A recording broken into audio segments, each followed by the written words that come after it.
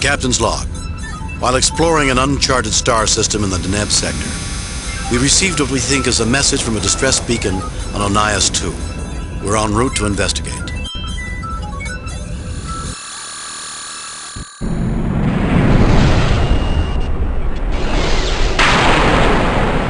Approaching Onias 2, Captain.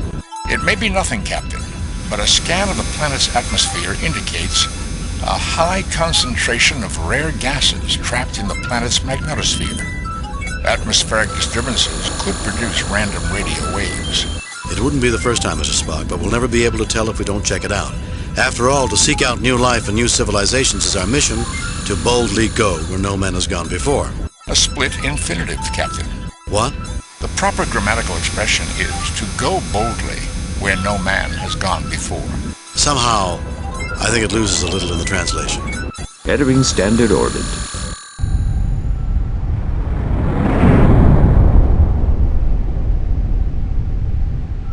Fascinating, Captain. Sensors indicate only 2 faint life forms. It is difficult to distinguish, given the discharges in the planet's magnetosphere. It is, however, safe to transport to the planet's surface. Captain, our sensors will not be particularly useful to you while you're down there, and communications may be erratic, sir. We'll be fine, Lieutenant. What reason is there to worry? I'm afraid, Captain, there are plenty of precedents. We'll be here if you need us. I have no doubt of that. I have tracked the signal to its source. It is near the life forms. The rest of the planet is quite desolate. No sign of life or technology. The atmosphere is thin, but breathable, and I detect numerous micrometeorite hits. There are 3 unformed planets in this system. It's no wonder. There are so many micrometeorites. I'm surprised any Class M planet hasn't been pulverized by now. It is not inconceivable, but it is certainly unusual. Let's do it, Spock. You, McCoy, and I. Oh, and tell Bones to see if a genetic specialist's available. If there are only 2 life forms, we might be privileged to see life at its earliest stages. Feels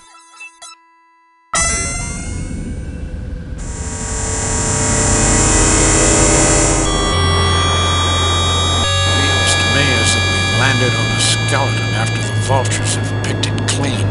A fascinating analogy, Doctor.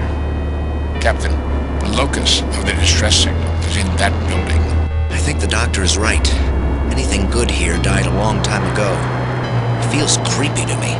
Thank you for that opinion, Mr. Johns. I'll be certain to use creepy in my log entry about this.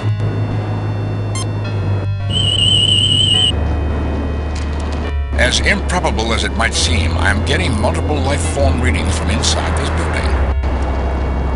It strikes me as unlikely, Captain, that this world is capable of sustaining the society and culture needed to generate the distress signals we have been receiving from here. A magnificent desolation. Reminds me of a summer I spent on Mars, climbing Olympus Mons. You're kidding, right? Forgive me for saying so, sir, but this place is pitiful. Well, I think I've finally found something I dislike more than having my molecules scrambled. This world. Bones, stop complaining. There's nothing wrong with this place aside from a little dust.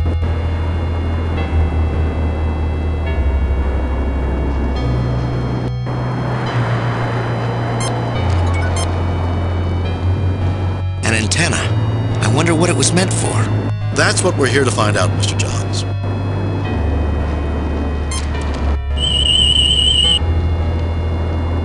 The array appears to have deployed recently, which explains its lack of damage. The focal point of the dish is aligned approximately 35 degrees above the horizon. This appears to be similar to Federation technology, Captain. Its control principles are similar to the Medaille sensor dish on Vulcan. It has locked the array at a 35-degree angle. Without knowledge of the code control sequence, I cannot adjust it. I also detect that its power core is not functioning. It operates on geothermal energy, tapping into heat from the ground below.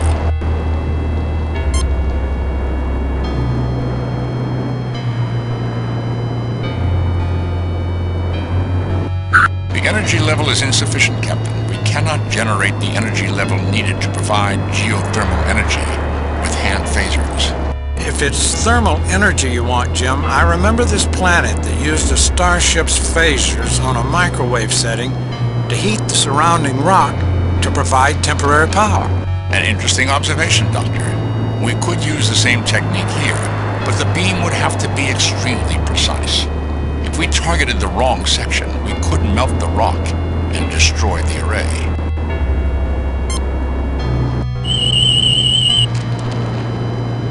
This appears to be the most accessible spot to heat the rocks below the ground and generate geothermal energy for the array.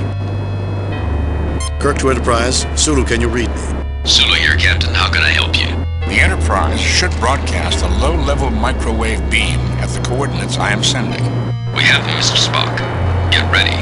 Stand away from the blast area. Stand by, ready for weapons position. Sending microwaves now.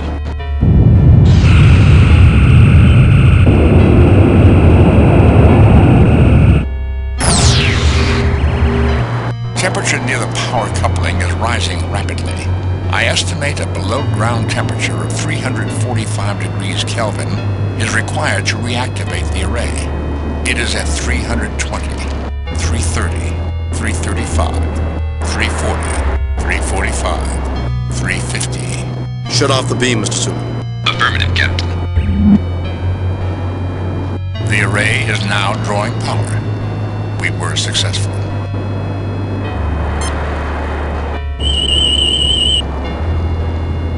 The array is functioning stably. I estimate our discharge has given it adequate energy to function for 13 days, 7 hours, and 26.8 minutes.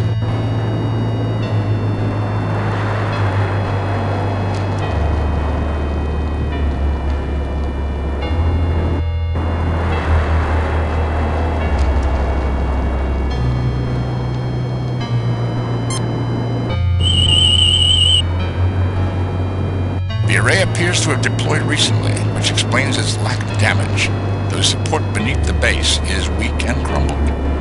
It is aligned to a point approximately 35 degrees above the horizon.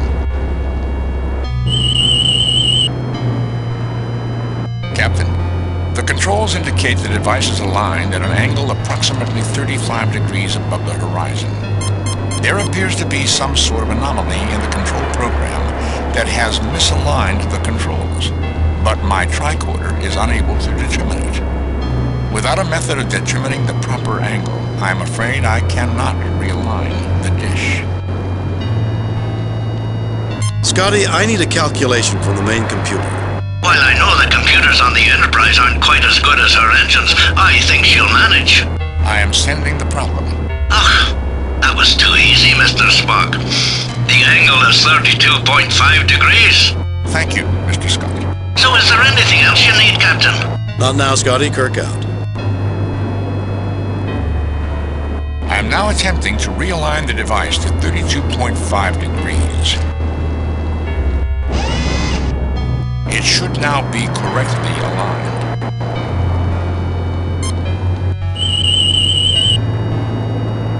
Captain, the array is now properly aligned to 32.5 degrees.